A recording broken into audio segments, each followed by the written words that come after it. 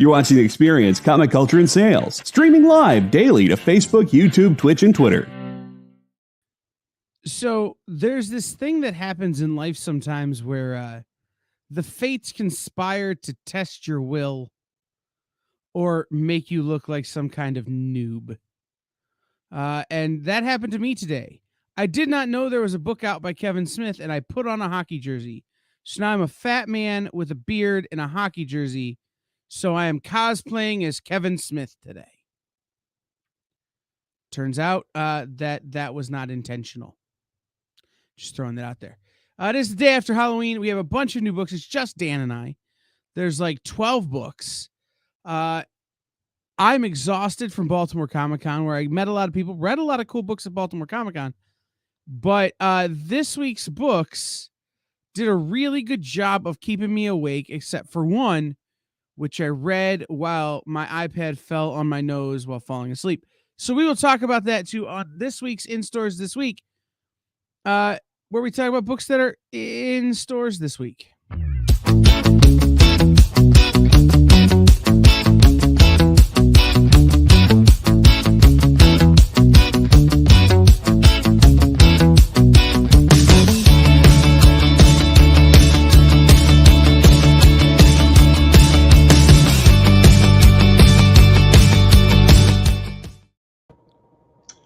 You need the backwards ball cap to be a Kevin Smith cosplay. I had a feeling he'd have one lying around.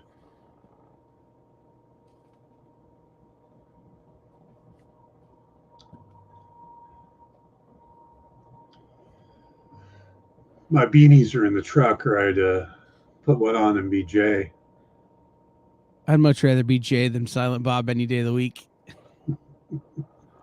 What's up, Sean? What's up, Cool Gamer? What's up, Jeff Wedding? I just put one on. John Spilios Station to steal one from Robbie. Sean Butler, did you read this week's books? Do you have the night off and you didn't tell us? Anyway, so this is In Stores This Week, where we talk about new books that are in stores this week. Normally, Jay is here to like everything. Not here today. And to fill up the hour with talk. It's true. So Dan and I are going to have to definitely diverge from our topics several times. We're more the Waldorf and Statler of this show. Dude, there's a convention coming to Columbus, Ohio, in December, where one of the VIP panels you can buy tickets to is a screening of the Muppets Christmas Carol. Okay, Michael Caine. And it's the guy who is the voice of Kermit in the Muppets Christmas Carol. I can't think of his name off the top of my head. Scott Wilkie. Uh-huh. With Statler and Waldorf. So Statler and Waldorf and Scott Wilkie are doing commentary over the movie while you watch it. It's $125, and I'm having a hard time not buying them. You should. Like right now. You should. Just saying. What else you got to do with your money? Eat? Yeah, pay my rent. Yeah. Nah. What up, Ed? We should have Sean on since he read the books and has the night off. Go for it. All right, Sean, I send link. Because then we'll have someone to play the role of Paula Abdul. If he's Paula, which one of us is Randy? Which one of us is Simon? We alternate back and forth between Simon. No, I'm pretty sure I'm Simon.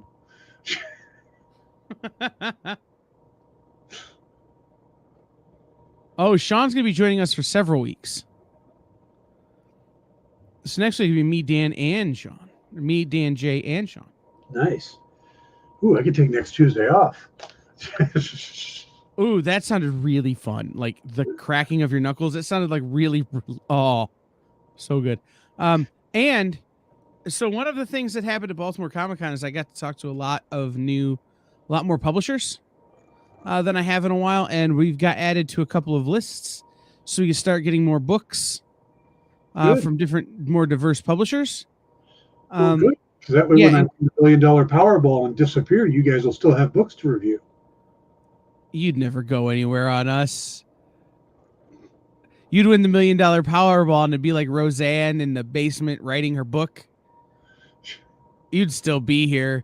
You'd just be more aloof about it. All right. While we wait for Sean, we'll get started with the book that I read while falling asleep and resting my iPad on my face. Why does this not surprise me? This is a strange book. I want to like it. The art's pretty cool. It's such a weird story. It feels like they really wanted to do like a Harley Quinn story, but kind of Harley Quinn on acid, which, having read most Harley Quinn stories, that's saying something. I think this is one of those, if you like the first issue, you're going to love this one. Yeah. If you found it a little odd and not quite your thing, this is not going to change it. I said to Vince Laterio that when I go to read this book, I wish I still took cocaine. Because when you read this book, you need it. Or magic mushrooms or some other form of mood-altering substance to really understand what's happening.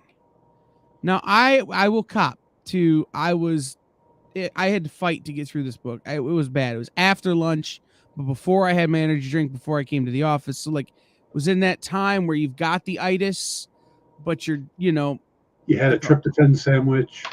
Yeah. I ate 20 chicken nuggets, so I was, not in a great way.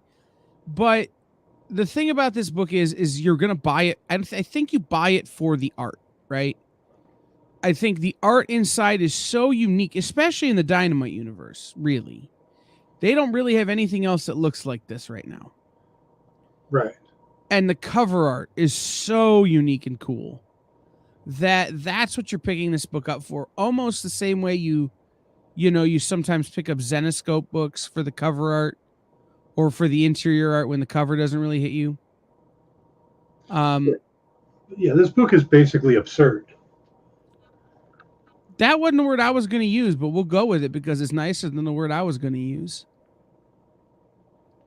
Like I said, there are some people who are going to love this book, the craziness of it, just the humor, and some people aren't. It's a hit or miss book.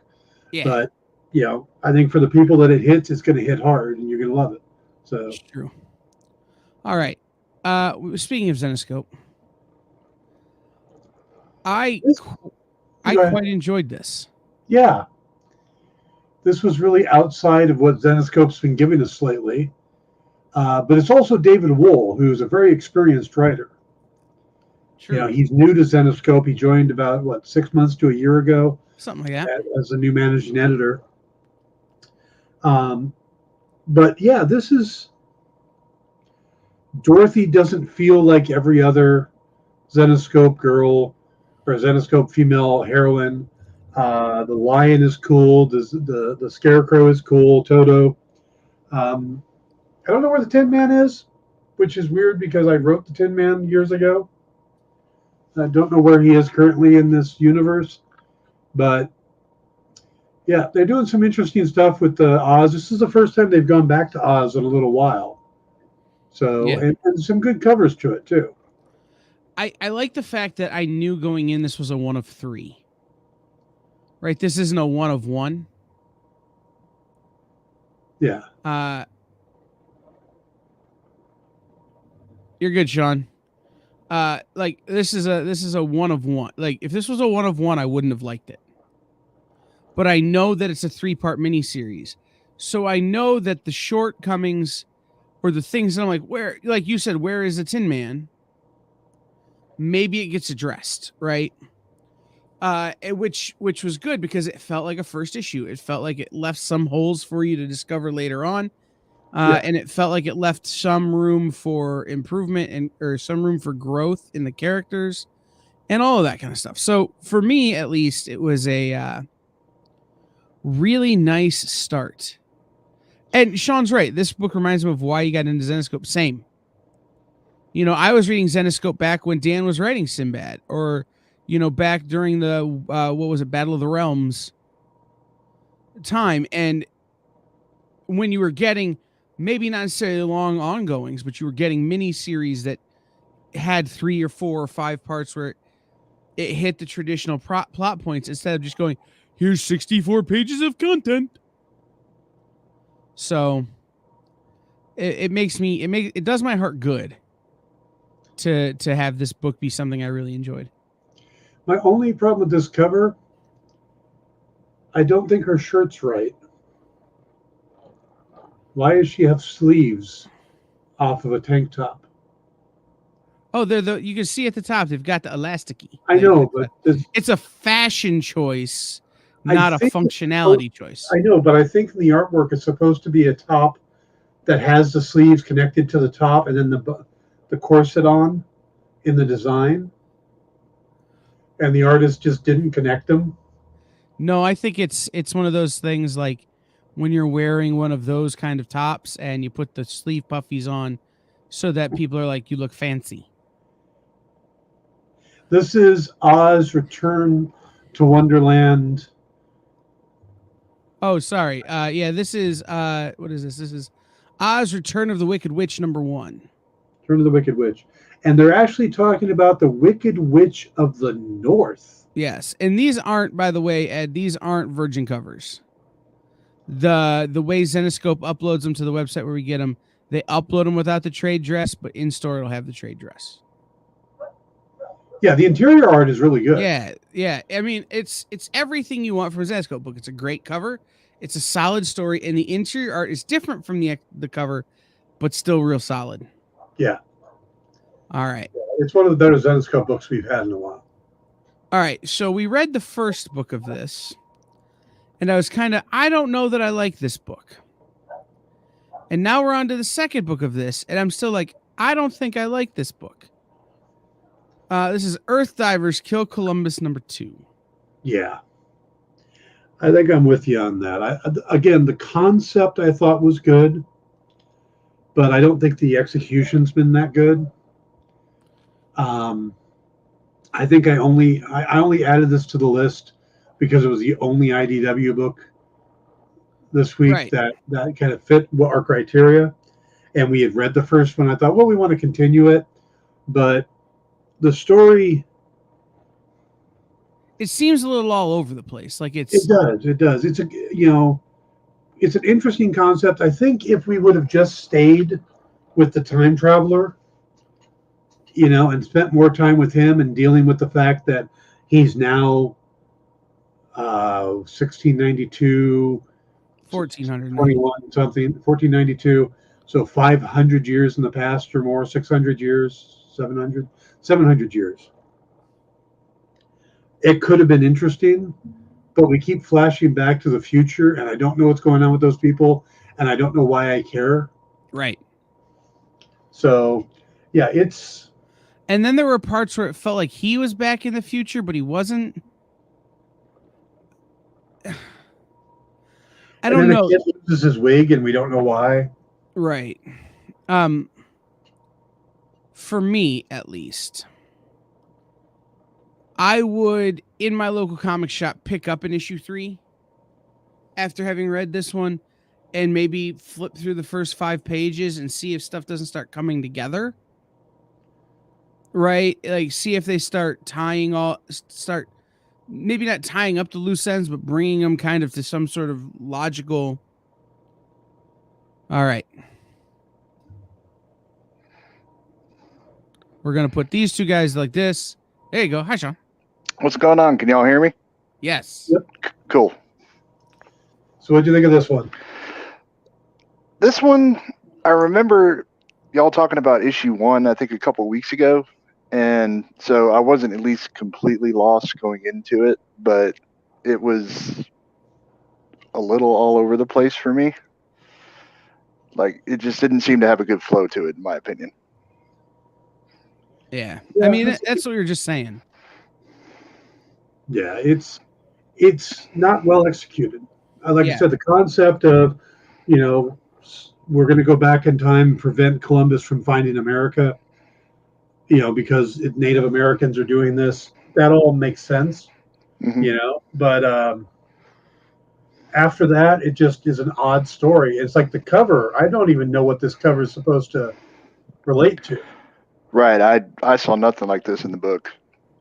I mean, yeah, the girl has a parasol at one point or an umbrella, but I don't remember rain at all, and I don't know the wolves either. So My whole shtick here is, and again, I was gonna say, issue 3 has 5 pages to start bringing the threads together and making them make sense. mhm. Otherwise, I'm putting issue 3 back on the rack. Like, Yeah. that's kind of how I feel about this one.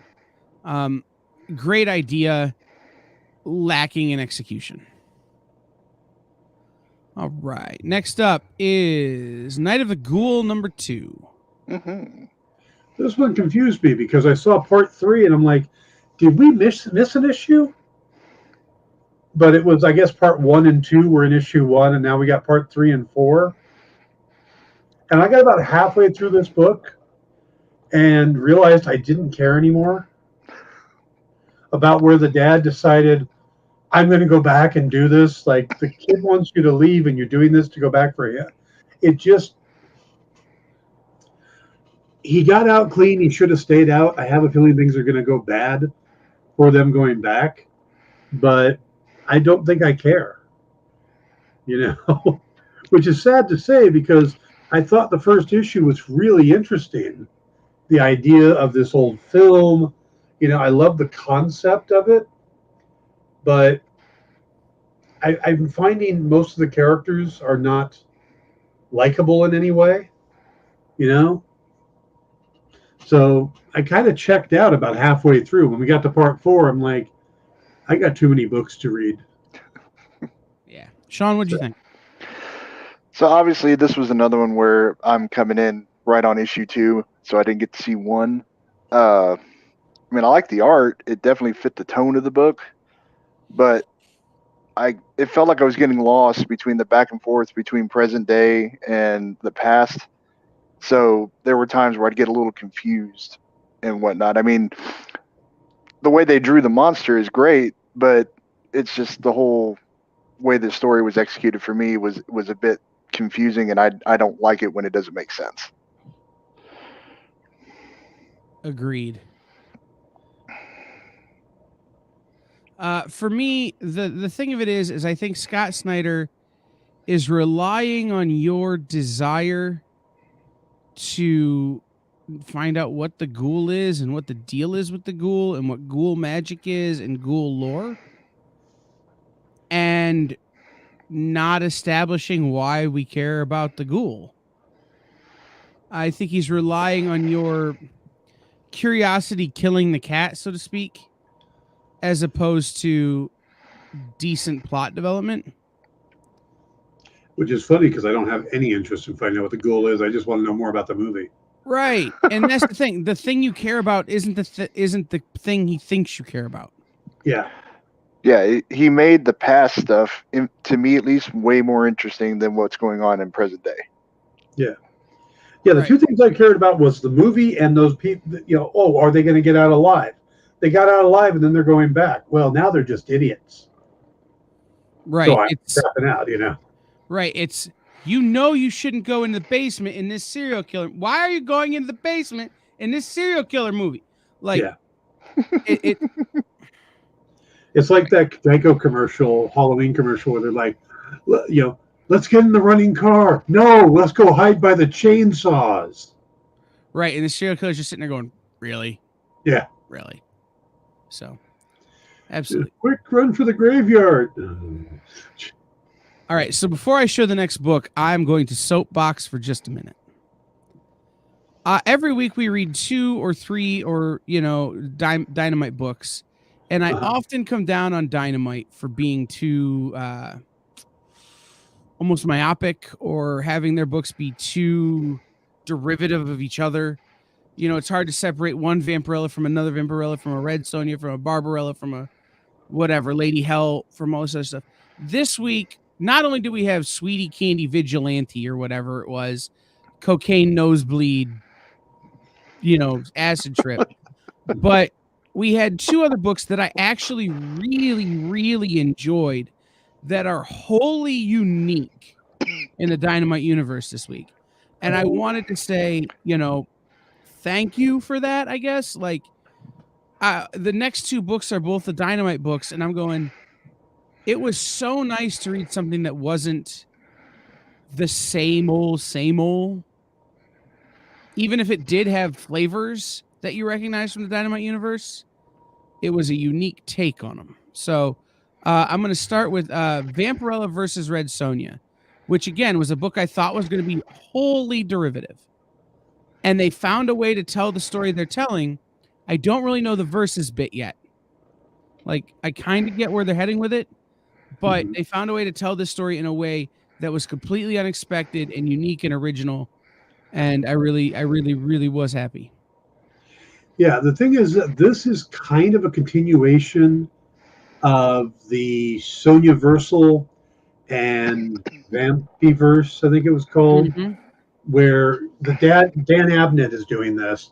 It's a continuation of the idea that there's a multiverse, and this is Red Sonja from one universe, this is Vampirella from another, but he also brings in the Project Superpowers characters and a bunch of other stuff. You got Black Terror in there, and all these other characters. You even have a character named Dynamite, which I thought was interesting. And one of the universes, the one that Black Terror comes from, that's a Project Superpowers, is being attacked from some kind of demons. And they got closed off from all the other ones. And it's an interesting setup. I guess both Vampirella and Red Sonja got pulled into this team, but Vampirella was kind of looked down upon because they refer to her as a daemon, like the other demons that are attacking. And she keeps saying, I'm not one. But she can help them, and they don't trust her. But one of the things I found the most interesting is seeing these characters interact. Some of them are science-based, some of them are more spiritual-based. And the idea of them, oh, it's magic. Oh, magic doesn't exist. Oh, wait, look at this magic. It's actually quantum physics. It was like very fascinating the way it was all put together, and the whole idea of magic is just science that hasn't been explained yet. But I thought it was a pretty good first issue.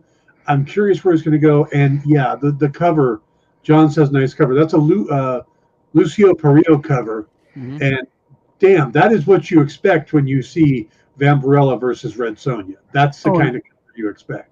I don't normally go in for this kind of thing, but there are some really good cosplay covers on this as well. Yeah. And I'm gonna say it, John, and everybody here will recognize it. Most of the covers for this have really, really good collars. Just gonna throw that one out there for y'all. Yeah, I think the cosplay is Rachel Holand, who does a lot of the. She's on the web as Faces by Francine, or Frenchie or something like that. But she does a lot of the cosplay covers. It's her and her buddy did this one. Yeah. Sean? So I will preface this by saying I have never read a Vampirella, Red Sonja, or Project Superpowers book.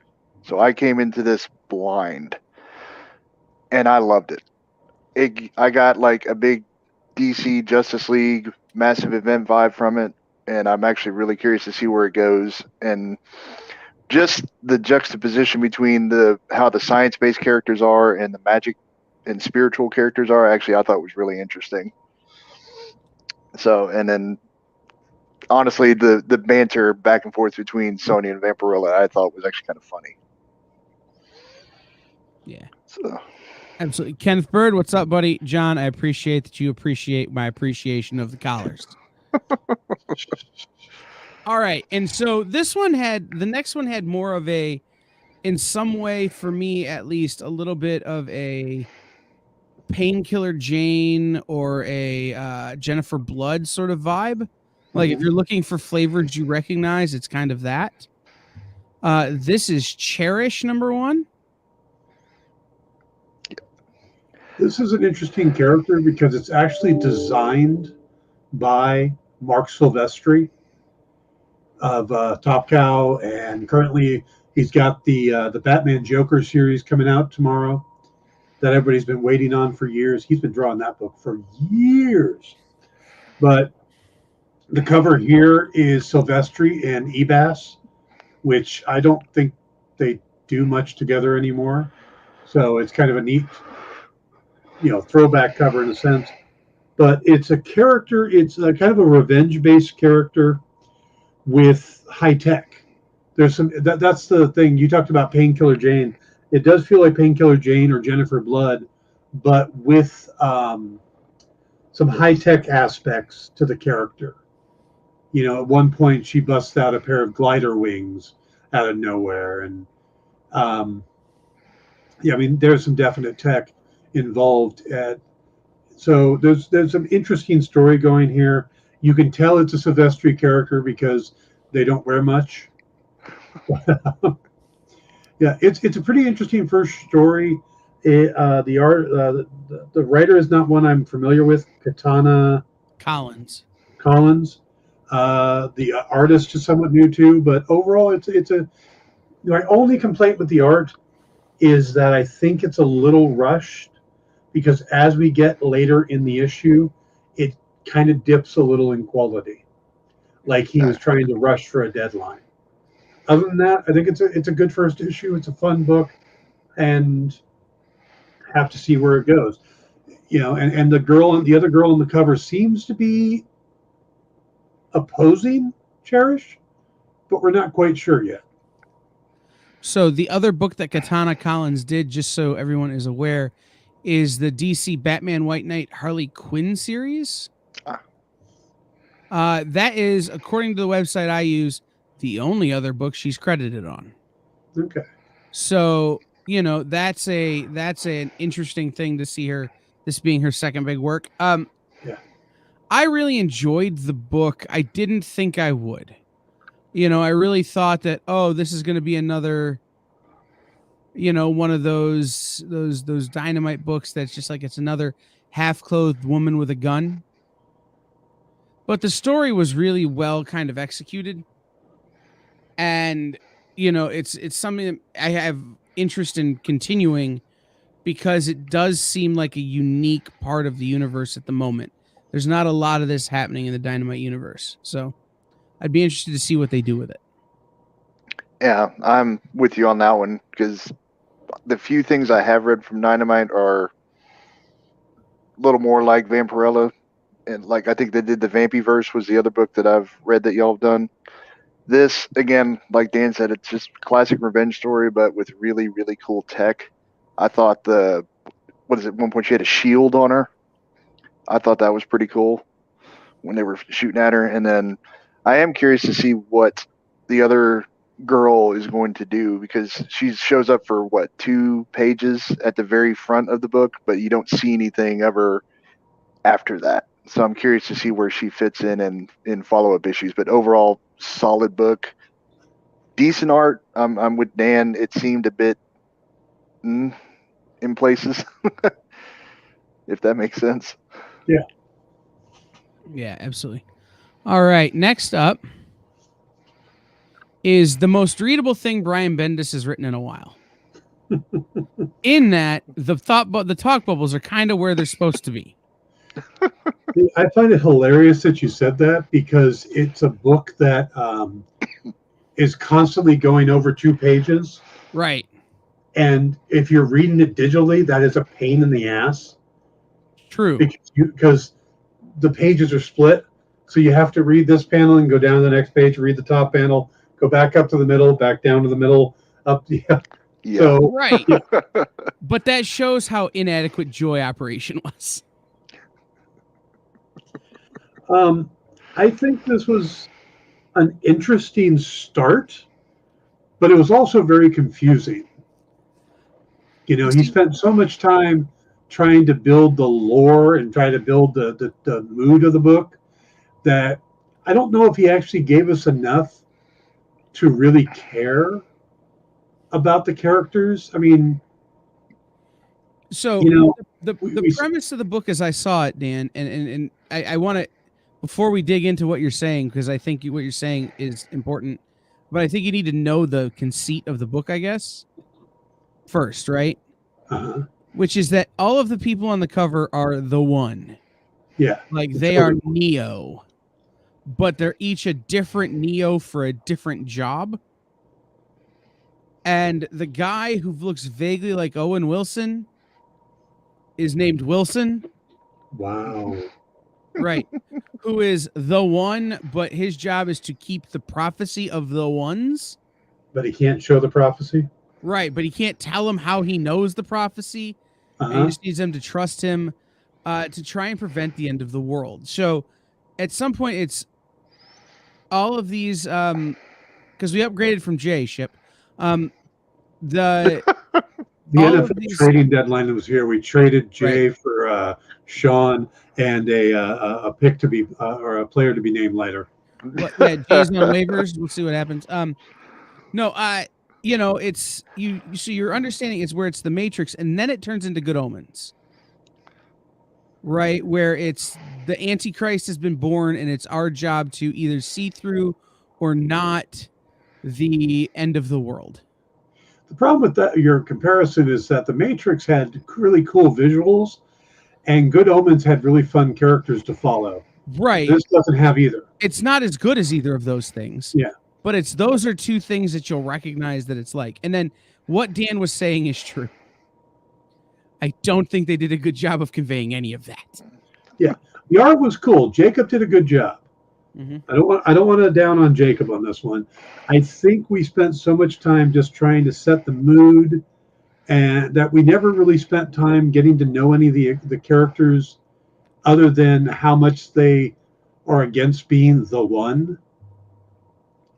You know, like the kid with the white hair is like, you know, I'm the one for mystical things, and nothing mystical ever happens, and I can't use my powers otherwise. Or the guy at the bottom with the hat was the one when he was a baby and doesn't know anything about it, and I guess that was his time, was when he was a baby. So it's all very strange. And I think one of the girls is there because she's dating the other girl and has nothing to do with it other than she hangs around. Well, she has the same thing to do with it that, what was it that Buffy's friend that kept dying all the time and Giles had to bring her back or whatever? Oh God. Summer? Was Willow? No. Willow. I don't know. Willow was the magic or the witch. I don't know. But she's been put together several times by a demon magician guy because demons keep ripping her soul out of her body. Yeah. So maybe it's a so Laurel and Hardy situation that for one's powers to work, the other one has to die. I don't know. It just feels very derivative of other things. And yeah, like I said, I don't think there was enough in the first issue to get us to want to know what's going to happen next. Sean? So I'm gonna take a totally different viewpoint on this than both of y'all, because when I first started reading the book, I was completely disinterested in everything that was going on. And for whatever reason, Kyle, I remember something you said about the Buffy 1990 something book from a few months back, where if you just turned your brain off, you might enjoy it. So about halfway through the book, I kind of did that, and some of the cheesy humor for me started becoming a little enjoyable.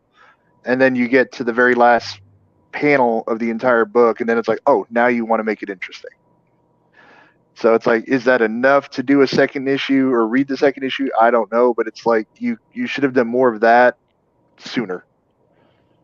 I will say the one panel where it's just Wilson's face and a whole bunch of talk bubbles and someone just keeps talking about the food is me at Retailer Summit or, you know, any other fancy party I go to where it's just like, is this all the chicken I'm going to get? Is it gluten free? Can I get somebody else's Can I get somebody else's plate? Like, there's Someone empty not show chairs. up, and I have that. Right. How many desserts am I allowed? You know. Oh, Jesus. So Yeah. there was some of it that was very funny and relatable in that regard, where these are just normal people who have powers, and they're all like, "Yeah, let's not do anything." Yeah. Let's just It's a we got, baby. Why don't yeah, we we wait got for 16 yeah. years?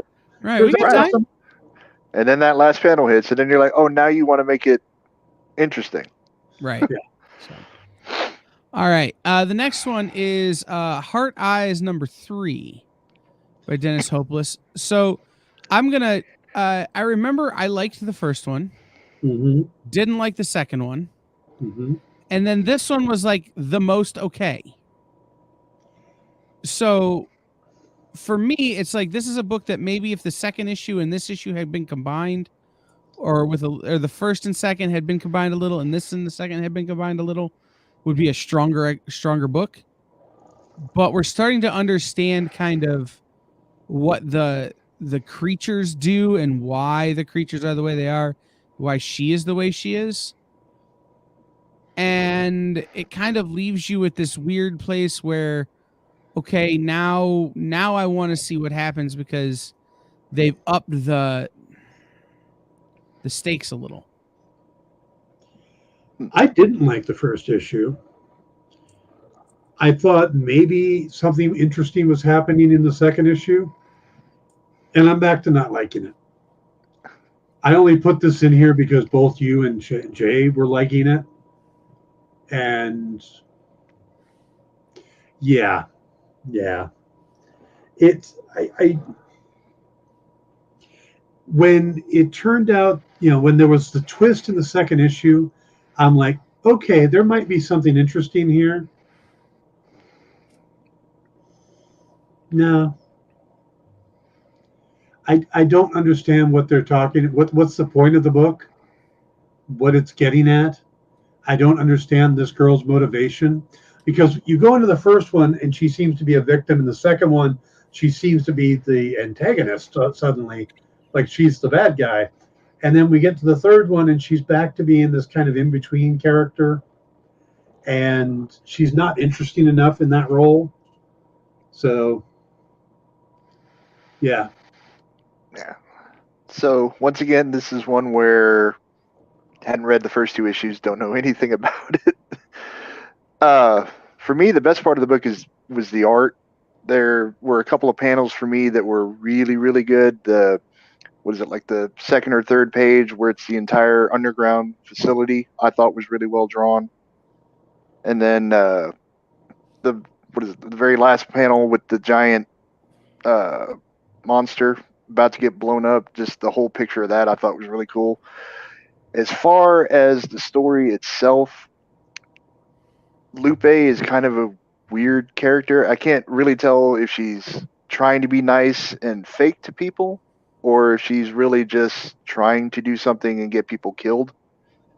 It was really weird with her. And then, of course, the other guy down trying to figure out what she's all about and to fire the missile is.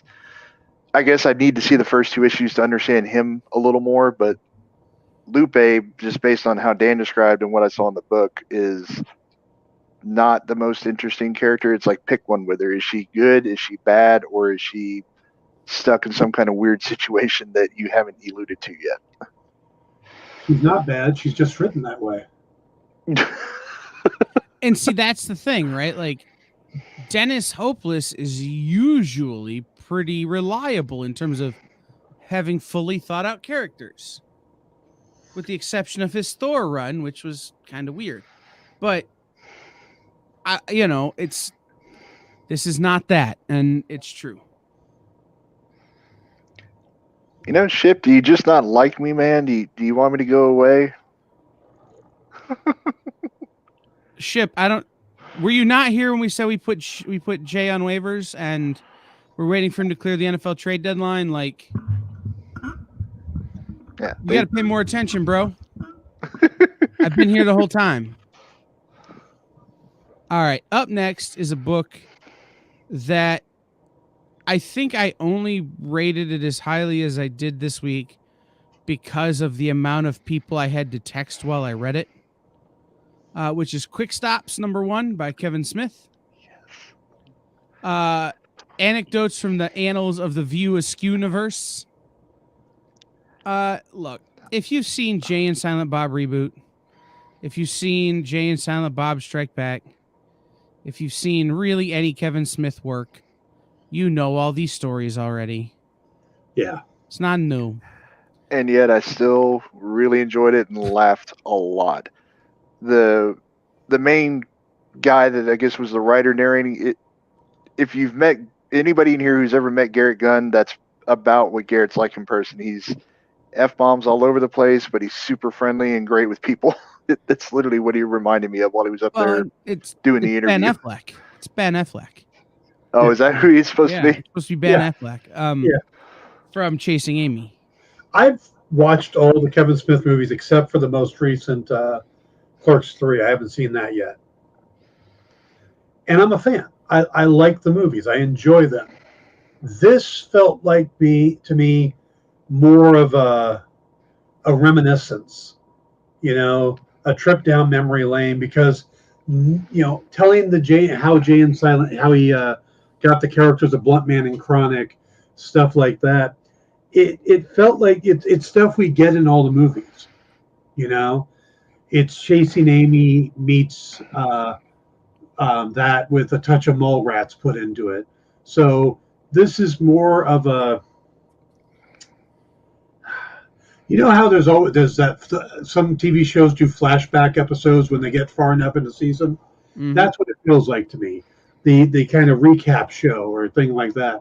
So it felt a little boring to me because I knew what was going to happen just because I watched all the movies. It wasn't anything new, but there was still the humor. Mm-hmm. The art was good. It looked like Jay and Silent Bob and Ben Affleck as Holden, and so Joey Lauren Adams, as Amy. It was, yeah. It was Kevin Smith fan service. Yeah, it was total Kevin Smith fan service. So if you were a fan of Kevin Smith, this is exactly what you want. Right. There were some references in there that put it over for me. Like I would have been right with you. It'd been a middling Kevin Smith fan service book, but the references to, the late Robert Bruce, the references to Walt Flanagan and Mike Zapsik. There were other references in this book to people who I've since been fortunate enough to call my friends. Make it a little bit maybe harder hitting for me. Mm-hmm. Brody Bruce, was always a combination of Mike and Robert Bruce, who you may remember from the Comic Book Men show, who passed away earlier this year. You've got Steve Dave. If you ever listen to Tell 'em Steve Dave, you know exactly who those people are.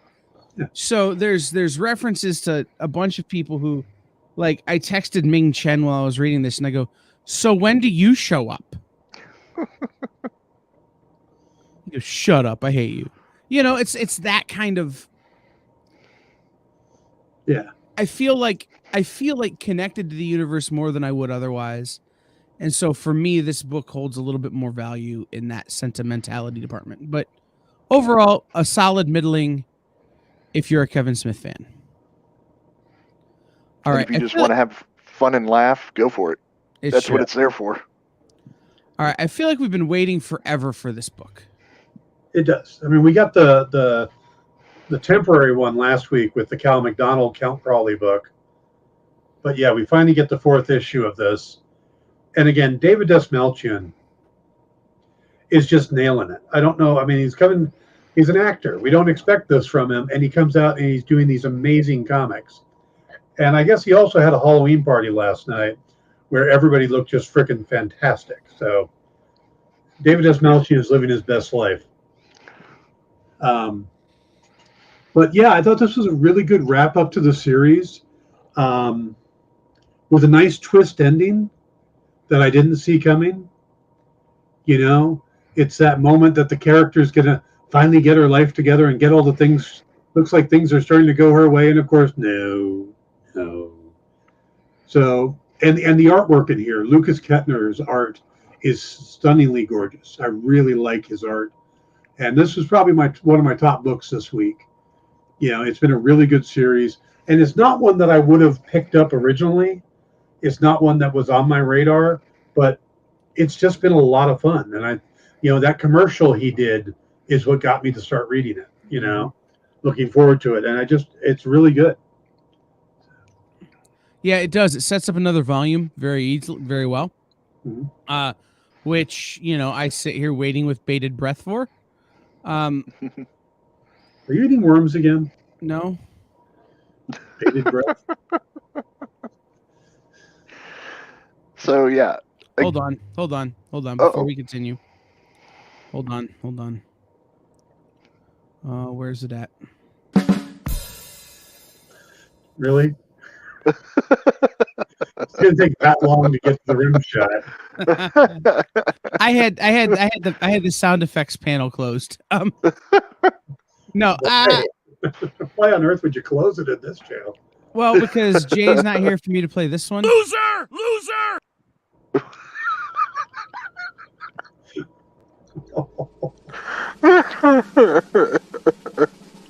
Poor Jay, he's at home with a toothache and. Oh Lord. Anyway, no, I thought every part of this felt good. It felt, akin to so many of these shows that have existed over the years, be it Elvira, be it Svengoolie, be it whoever, hosting these monster movie shows. And then this kind of real life Monster Hunter thing that they're doing seems super fitting. And then to have it end the way it ends is super, super strong. Yeah. So again, hadn't read any of this, but I want to go back and read all of it. That said, if an ending issue like this is that good as a standalone by itself, then I really think that he's done something right. I'm with y'all on that. The art is awesome. It fits the entire tone of the book, in my opinion. I laughed. Other thing. I don't want to. Jane's comment got me. But it's definitely one of those where I think anybody who just loves fun, good monster stories you're going to really, really like this, and the art alone is well worth picking up the book for, in my opinion. But I'm definitely going to go probably over to Space Cadets and see if I can find 1 through 3 and read them. I want David Desmelchin to write a Polka Dot Man book for DC. I think that would be awesome. Based on the humor and the amazing writing that was this book, I think he'd crush it. I want to see a Count Crawley Netflix series. Yes. By the way, just in the same vein, keep an eye out for coming in May of next year, a Svengoolie book from Frank Miller Presents. Ooh. So such an odd pairing, but I love it. I think Svengoolie's a big Frank Miller fan. So I think that's kind of the way it went. So, all right. 2 more books here to get to today. Dun, dun, dun. I think. Hold on. Let me check one thing. By the way, did you read Sean's comment about looking like the guy from the Big League Chew? I did. Yeah. I did. I wasn't going to acknowledge because at that point, go to urgent care. Speaking of people who need to go to urgent care, like everybody in this book. All right. So I've heard you guys talk about this series a lot. Jay has talked to me about it. This is my first time getting to read something from it, and it was a blast for me anyways. I loved it. I guess probably I can say if anybody's a fan of like I Hate Fairyland or something like that, you probably would enjoy this, but it's turned up to 11 with the violence and everything in it. I had a ball reading this thing. It's time to kill some people. I am so on the other end of the spectrum on this one. I found this to be so preachy and so far over the top that it was like, all right, yeah, can we just end this? Is it the last issue? Please. Because I know Jay loves this book, Kyle loves this book, and I'm just not feeling it. And And don't get me wrong, I am a moderate. I am not conservative, but the politics in this book is so pushed in your face that it's ridiculous. And and I can definitely see that. There were parts where I was like, really that, but I guess just the overall the way that they did the violence when they went into the theme park after him and everything, that for me made the whole book. it's a In all cute honesty, idea, but I think it's just it was done a little over the top. I don't know. I'm a big fan of Muppets doing not Muppet things. So it's time to kill some people. It's time to blow stuff up. Yeah.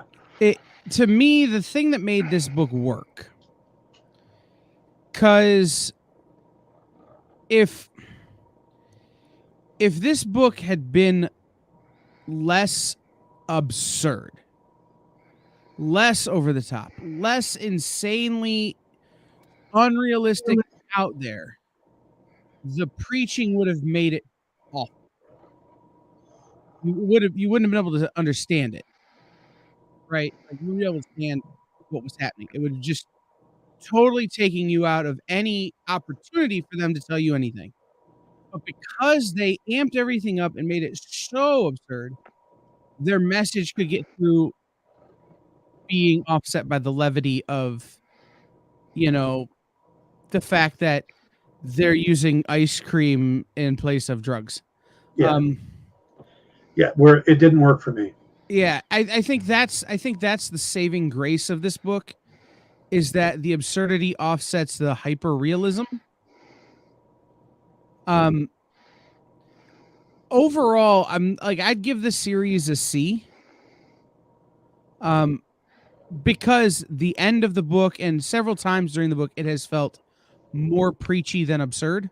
Mhm. And in places they needed to crank the absurdity up to offset the preaching more.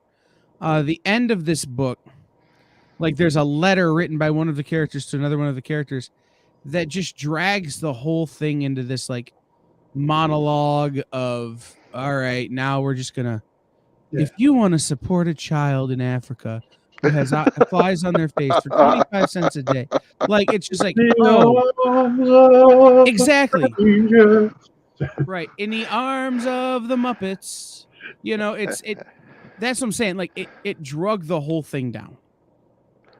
Right, there were parts that it's just they should have stopped and thought, okay, what can we have them doing during this moment to bring this to a little more funny place. In this case, John, C is for C4, the high explosive. Yes. Yeah. By the way, this is what happens when Jay is not on the show. I end up singing Sarah McLachlan. Don't know how that works, but Jay. It's happened several times when Jay's not been here. Yeah. No, like I said, I think this series gets a C. I was higher on it. There were a few issues that I was like, all right. And I thought this issue was really good until the last 3 pages, when it just got too heavy. Yeah, it might have been a fun one shot, but 4 issues. Yes, or an OGN. Yeah. Something where you're going to give it to me, I'm going to read it in one shot and be done. All right, we're coming up to the thing. Please hit the like and subscribe buttons while you're here, and let's get to the last book. Right.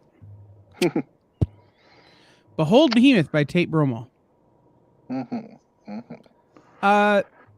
This was my favorite book this week, but it had major problems. I like the conceit of the book. I think the execution needs help. I think it was a little all over the place, and I think at points it was violent for violence sake rather than for storytelling.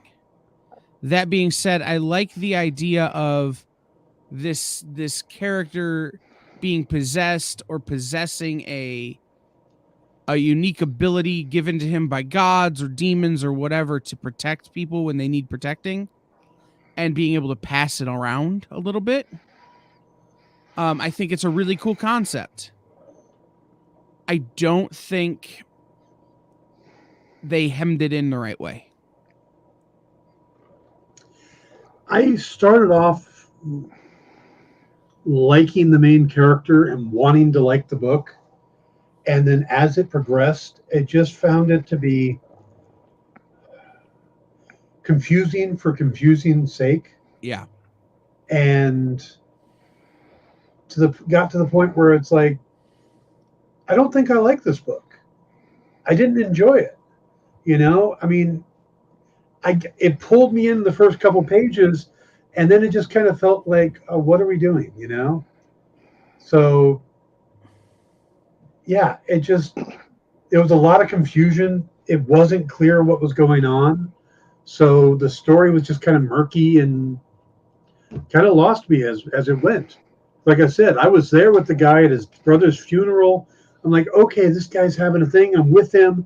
I'm feeling supportive or whatever. I'm sympathetic to the guy, and then it doesn't use it. It doesn't pay off. Yeah, and I'm pretty much just same as y'all.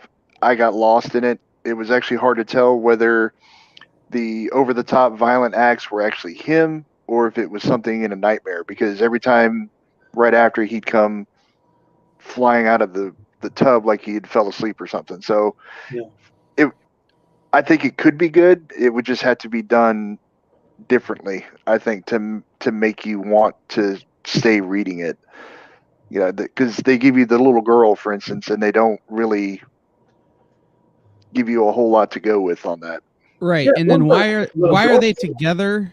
Why are they together 6 months later after the apocalypse? Right. Like, this book suffers from the we don't know what we don't know problem. Mm-hmm. And unfortunately, in a first issue, you have to tell us what we don't know. Right. Visually, I thought it was great. I mean, the art was really solid, in my opinion. Yeah. I think it had a lot of potential, but just it lost us, Yeah, I agree. It had a lot of cash going in. It had a lot of, I think the opening gives the character a lot of sympathy, and you want to see what's going on, and then they lose us. This is one that I will keep reading, even if we don't read it on the show, because I think the idea is good. I'd like to see them try and figure out the execution problems, tell us what we need to know, make it clearer how this is going, and then expand or tell your story. I think there's going to be a lot of child abuse allegory in it, which is a tough subject to broach. Yeah. So if you're trying to dance around that because it's your first issue and you don't want to turn people off for whatever reason, okay. But you gotta get past that real quick in issue 2. Right. Absolutely. I agree. All right. I would totally read issue 2 just to see, like you said, if they do clear up anything. Yeah, I think it's worth keeping if we keep getting it, Dan. I think issue 2 will be an interesting read, if not for nothing else, to see if they fix it. All right. So I was at Diamond Retailer Summit, and they pointed out that 40,000 people a month use Comic Shop Locator. We don't know all the ins and outs of that. Brainy tried to pick apart my math last night on Nerd News Now. But what we know is that according to Diamond, there are 40,000 people every month who go to comicshoplocator.com. Head over to comicshoplocator.com, type in the zip code of the area where you are, and it will tell you where comic shops are close by to you. I was in Baltimore, and I can always go to Third Eye Comics, but I wanted to see what else was around. So I used Comic Shop Locator and found a shop to visit, and they were open this time. It's always good when they're open. And so I went in and checked it out, and I picked up 2 copies of Damn Them All, which we read last week, a variant cover and a foil cover. Nice. So very excited for those. We used it while we were on vacation in North Carolina. We found 2 different stores. So head over to comicshoplocator.com, type in that zip code, and find a comic shop near you. Dan will be back tomorrow. Yep. On the Dan Wickline program. Mm-hmm. Hopefully I'll have watched Tales of the Jedi by tomorrow so we can talk about it. That would help. And then Thursday? Andor and Quantum Leap. When are we going to talk about Black Adam? When I get a chance to go to the theater and see it. Oh, you made a reference yesterday or the day before or somewhere maybe it was Thursday when we were talking to something about Black Adam. I'm like, maybe he's finally seen it. We'll talk about it next week. And then you can find Sean on the YouTubes at Triangle of Truth. Jay and Jenna are there too, but we're not going to put them over because they're not here.